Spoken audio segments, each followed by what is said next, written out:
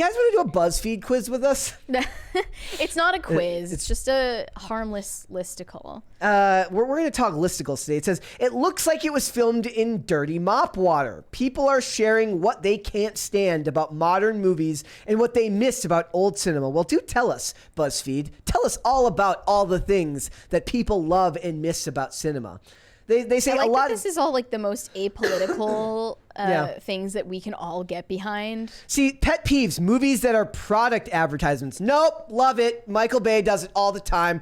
I want to see large cans of Mountain Dew flying over the heads of main characters with the logo conspicuously visible. Like I said, but now it's done so, like, I don't know, they try to pass it off from you. They try to hide it from you. I was explaining that one time, sight. the one of the episodes of The Glades where the guy's like really awkwardly holding the Reese's Pieces At in front of least him. when it's an example like that, then you know what you're getting sold, right? Yes. Versus how they do it now, which is like hiding things in plain sight. I don't like that. My other favorites are, okay, a lot of the shows like would do things where like if they got sponsored by a car company, they would have a thing where the main character would like, for some reason in an episode, it would show them using like the on-set navigation and show them punching it in. I'm like, this is not... Or on Hawaii Five-0 when they would constantly use the tablets at crime scenes. Yes, but not just that, also the car. His Chevy, he drives the Chevy, and then Max, the guy who runs the medical examiner, also gets one, but in a different color. Also, they did these hilarious subway spots where Kamakona, the guy who owns the shrimp truck, would eat Subway.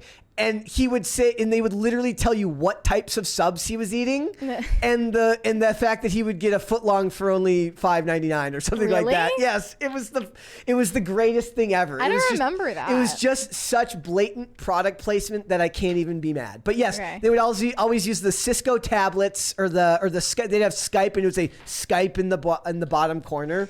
On Hawaii Five-0. Hawaii Five-0 had hilarious product This is advertisements. ironic. What we miss, good old rom-coms. No, you don't, because that's straight white people, and you can't do that anymore. No more straight white rom-coms. The Can't do it. example photo is even straight white couple. Yep, can't do that anymore. The woman is holding an Evian water bottle, so that's a product placement right there. But it's partly due to BuzzFeed that we aren't going to have good old rom-coms anymore because of all of the content that they have churned out into the ether about hating men. Yep. So thanks for ruining everything for us, BuzzFeed. In the chat, somebody says, this is PCC's BuzzFeed era. We're in our BuzzFeed era. I don't We're in care. our BuzzFeed era. Pet peeve is remakes.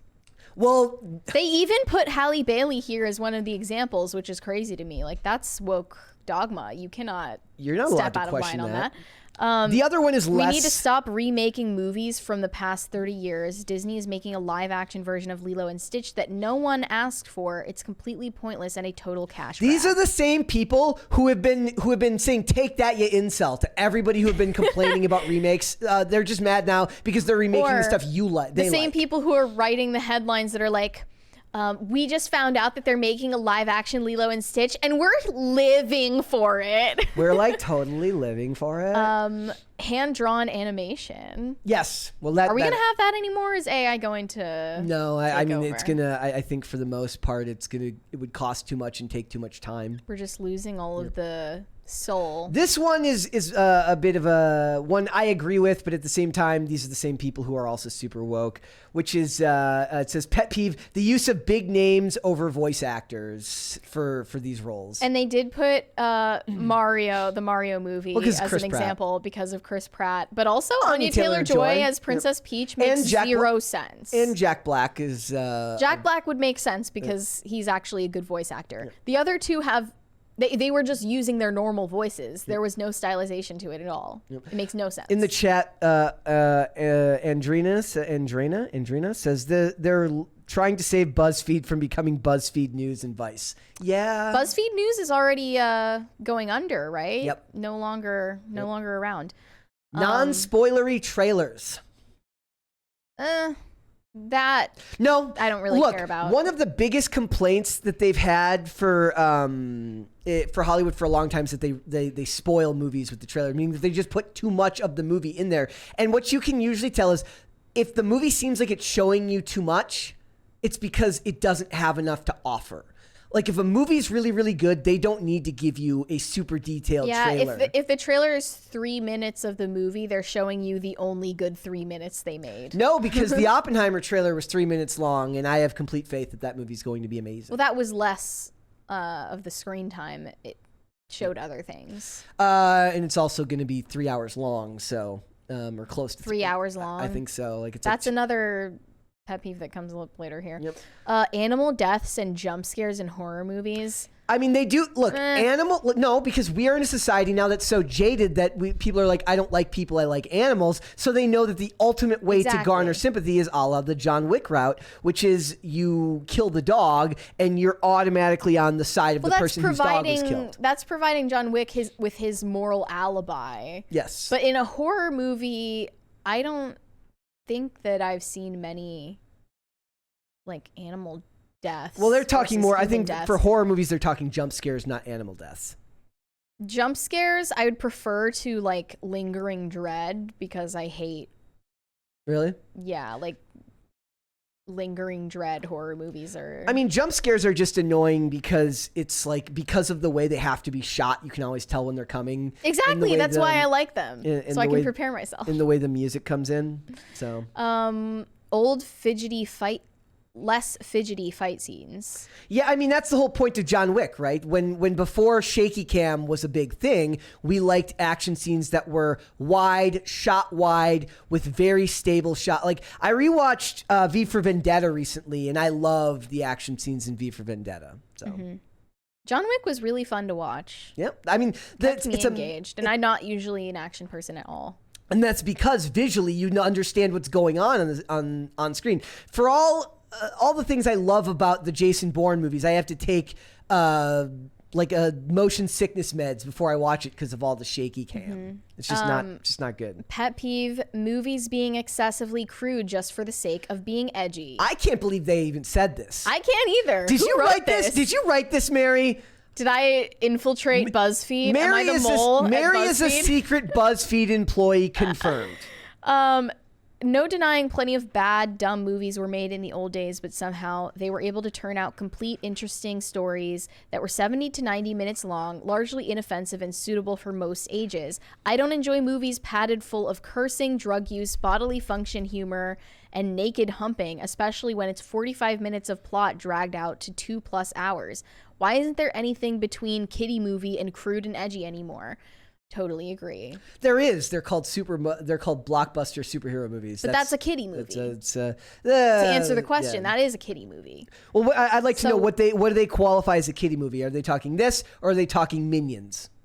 I mean, the Mario movie quite literally is aimed at children. Yes. Well, but a superhero movie is still a PG-13 movie only because of the visuals. They can't even decide what they are. Yeah. Like Thor: Love and Thunder has a bunch of needless cursing that I wouldn't want a small kid to be exposed to. Yeah. But at the same time, has so many childish elements, like the immature humor, that it doesn't make sense for adults either. Yeah. We're all just very confused right now with the tone. It's for the protracted adolescence of it's for adults. It's just for adults who haven't grown up yet.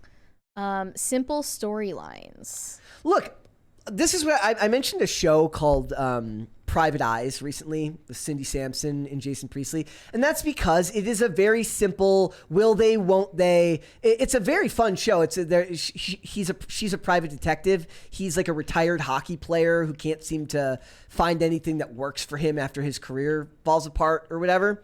And he gets a job and he becomes basically her apprentice and to become a private investigator. And the whole show is basically just bathtub, will they, won't they? Oh, they so clearly like each other, but it's so simple. And you just don't see stuff like that anymore that's that wholesome. Mm-hmm. And I'm all for simple and wholesome.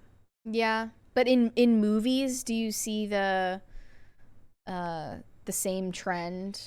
I mean, let's look back at what we watched in the past year. Most of the movies we've watched seem like they were fairly easy to follow. Not for me. I feel dumb when I watch some of these most of the movies, we can tell where they're going. I would say that Amsterdam was a little bit meandering. Well, that was meandering. I understood vaguely where it was going. But I think especially with some of the Marvel movies, because of the multiverse thing, that theme. Like, I do get lost. Well, I mean, that's and it's not because though. It's a highly intellectual Memento Inception type of movie. Like, it's just because it's a stupid, garbled mess. It's just because you haven't had to, like, you're going into it without having seen all of the previous material, therefore it doesn't. But I should be able to. You know what I mean? That's my point. What they don't realize is that people are supposed to be like when I watch you can watch the X-Files movie having never seen an episode of the X-Files and still like it. And any episode of the X-Files out of order is still a suitable entry point. Not all of the, in my opinion, not all of the mythology episodes are that way. I would disagree with that. But the Monster of the Week episodes, I mean, that's like in this video that I've been working on, where I'm pitching a show to people. One of the strong reasons that I mention it for the show that I'm talking about, I said, like, look, this show becomes serialized down the line, but when it starts out as just good episodic television, meaning that you can cut in at any point, and that's what Burn Notice did so well. That's what White Collar did so well. There are overarching plot elements, but for the most part, you can watch any one of those early season episodes and you can come away having watched a good story that was entertaining. Mm-hmm. And that's a lost art in Hollywood right now. Because everything's made for streaming now. Everything's made with the intent that, it doesn't matter if we don't wrap this storyline up because they're just going to let it autoplay into the next episode. True. So, pet peeve, unequal marketing for movies. Explain that one. Years of marketing for blockbuster superhero movies and Disney live actions, whereas smaller movies don't get as much marketing pushes, so they're kind of doomed to bomb from the start. But this is about budget. It's not about this. Well, this is their fairness. Like utopian thinking. Yeah, here, that's not about fairness. No, it's got, but they think it is because to them it's all, they have the brains of children. They don't understand that's not how it works. Also, generally, like the movies that cost less to make also cost less to market. Yeah. Well, because everyone wants to have their hit of Joker, which cost $50 million to make and made $1 billion. Yeah. That's not the norm. Mm-hmm. That's not how this works. What we miss, the lighting, where you could actually see the film. Well, that's unfortunately that is a side effect of the CGI era because it's easier to CGI in the dark. The example here was the new live action Little Mermaid, of course, because every still that I've seen from that movie and the trailers as well look terrible. Yep. And it's because when you go from animation to live action, you take all the expressiveness away and the fun away, and like the fact that this is not real and that it's a fantasy away, and then you make the character who is an anthropomorphic crab into a crab. Like, yeah. It's not cute anymore.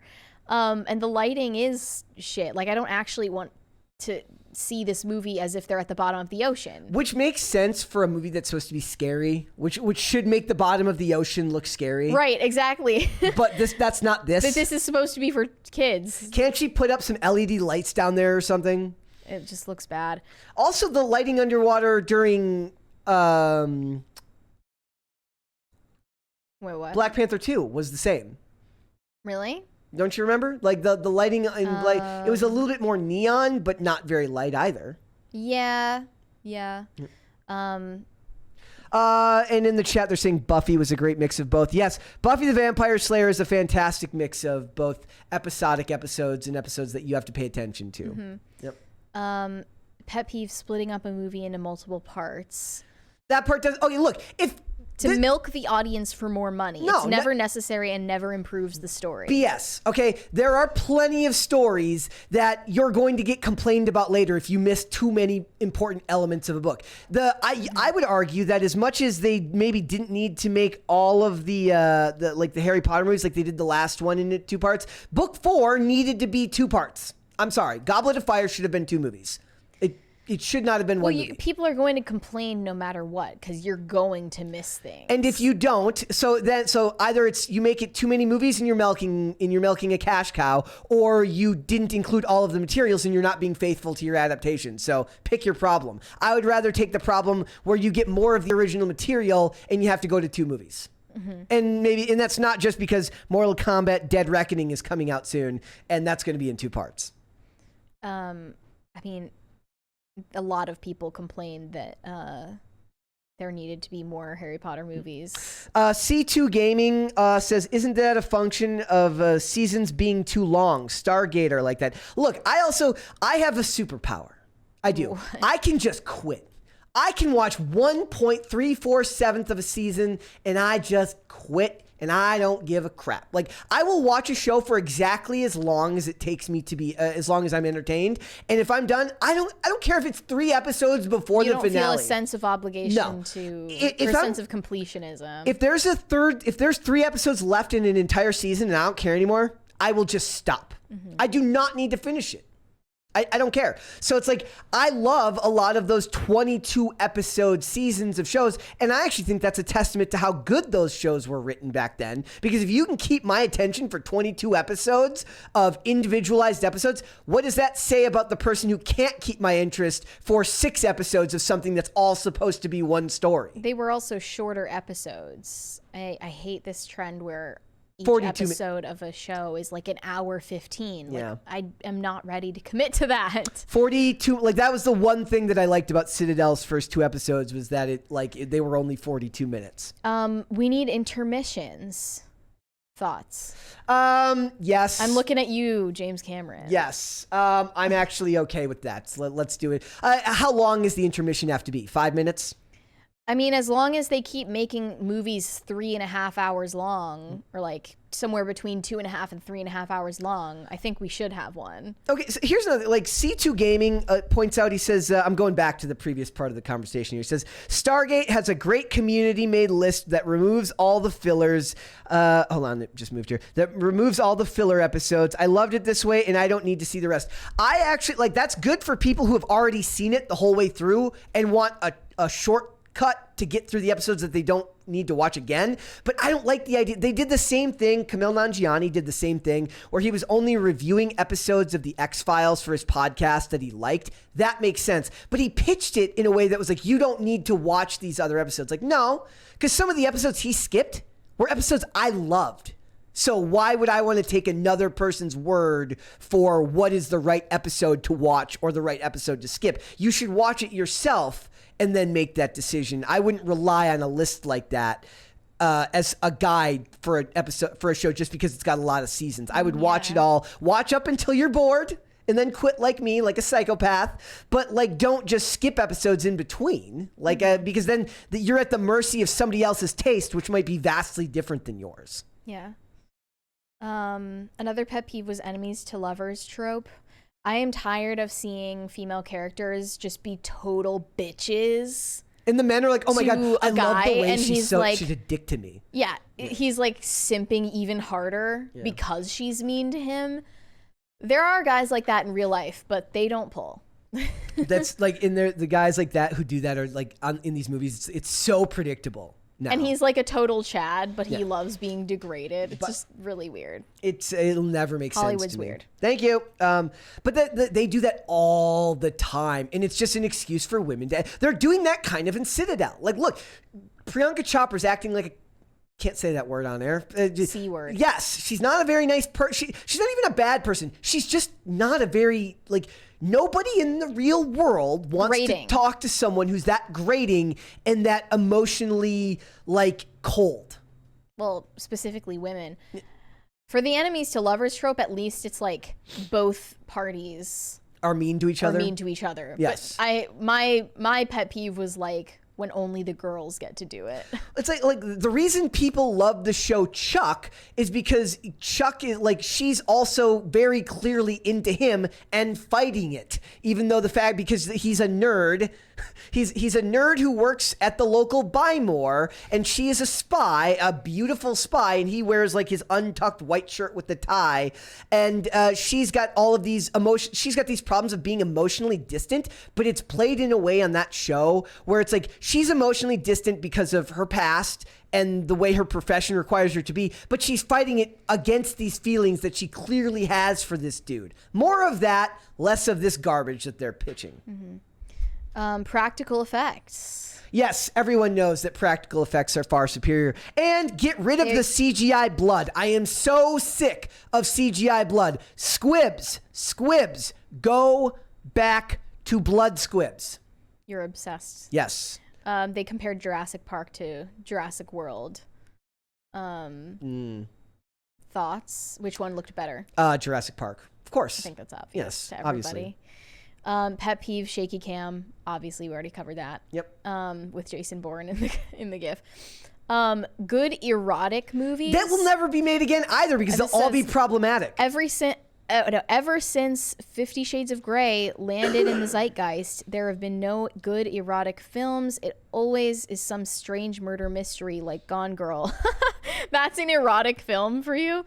God forbid Serenity, not the Firefly film. Bring back the days of Basic Instinct, Wild Things, Palmetto, and Bound. Well, they just put a Fatal Attraction series on Paramount Plus. You can go watch that. Well, we live in a sexless society, so you're never going to see that. Can you? Okay, somebody asked before. How do you define the term sexless? Like, when you say sexless, what do you mean? Oh my gosh. I just I say that based on my intuition. Honestly, I don't have some your kind interpretation of a person's personality. Yeah, like Taylor Swift. When I look at her, I just think there's no way you're able to reproduce. She just doesn't budget the time for it. She's like, yeah, sex would be great, but I'm busy. She could very well have a hysterectomy. No, I could see that as something where it's like literally she's such a robot about her career that she's like, I would certainly love to have sex, but I'm booked until Friday. I think that the influence of birth control and abortion, which is treated as birth control, that remove all the risk from having sex in society anymore.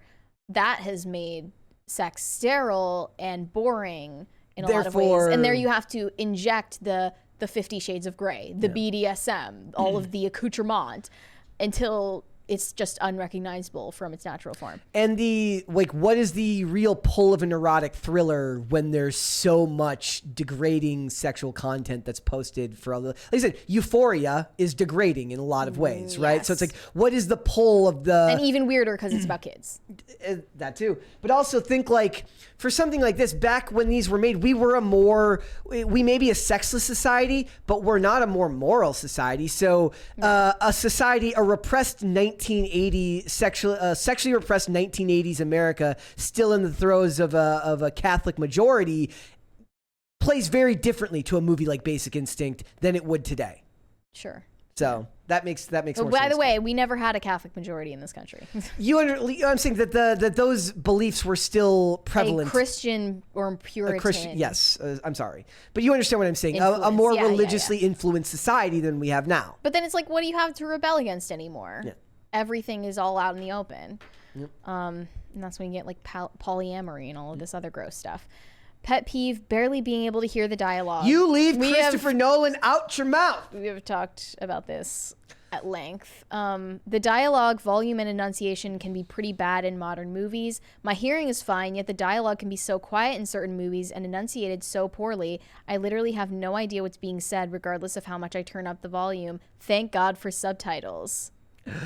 There it is, the Gen Z obsession with subtitles. Or is it an attention span thing? I think it could be a little bit of both. Campy action movies. Are we ever going to get a James Bond back? They claim it's too Americanized. So they said what we miss is campy action movies. And I'm with them. They said there's no charm left to the James Bond franchise. Well, the Roger Moore era will always be the best simply because it didn't take itself too seriously and wasn't afraid of being silly. I think that Pierce Brosnan found a perfect middle ground between, especially once they got into the gadgets a little bit more, but Pierce Brosnan was able to keep it serious without making it over the top serious. The current Bond, all of the stuff we've seen from Daniel Craig was all so damn depressing. It's all so depressing, and I don't need, but that's because they made him fall in love. I don't want James Bond to fall in love. Sorry, I don't. I want him to have sex with random women and go on missions with gadgets. That's what I want. Yeah, stick to what works. Yep. Pet peeve, prequel, sequel, remake cycle. Every time. It's just like Richard Dreyfuss said, sequels are death. Yes. He literally said that. What we miss, joke credits at the end. in like the late 80s, early 90s, it was common in comedies to add joke credits. Oh, my favorite is I love when they would end a show on a freeze frame. A freeze frame. Yeah. The Teenage Mutant Ninja Turtles 2 movie ended on a freeze frame. I love it. Excessive and pointless vomiting. Not another teen movie is getting called out here. Yeah, I'm not a fan of bodily function humor, but that's just a personal preference. Yeah. And that's it. All right. Look, they're right about most of these. It's just funny that they don't why get Buzzfeed, though? Why, but like they're like uh-oh, we're about to get closed down too. We better go anti-woke. Is it that? I don't think so. I think what this proves here is that both sides don't realize that there's middle ground that we could all agree on. Now, granted, they didn't mention in this list that political messaging in films is something that turns off mainstream audiences, which is true. Yep. Because they're BuzzFeed and they can't. That would have been a nice mention if they had mentioned that. But this is a pretty extensive list, and I agree with most of the points that were made in it. Oh, it looks like we did get a crisis party, so it will happen. I'm excited. I'm ready to get Thank you guys. Abused by Alec Baldwin. It's not too bad, but it's this one. This is the one where Kellen gets co-creator credit on this one because the certain parts were his idea that I went go, yes, that's fantastic. I think this list does prove that there's more middle ground there than people realize. That the things that we're sick of are the same things that a lot of other people are sick of who would never watch our content. Mm-hmm. Thanks for watching. Listen to full episodes of Pop Culture Crisis on Spotify. Keep up with us on social media and make sure you subscribe and ring that bell so you never miss the show. Bye, guys.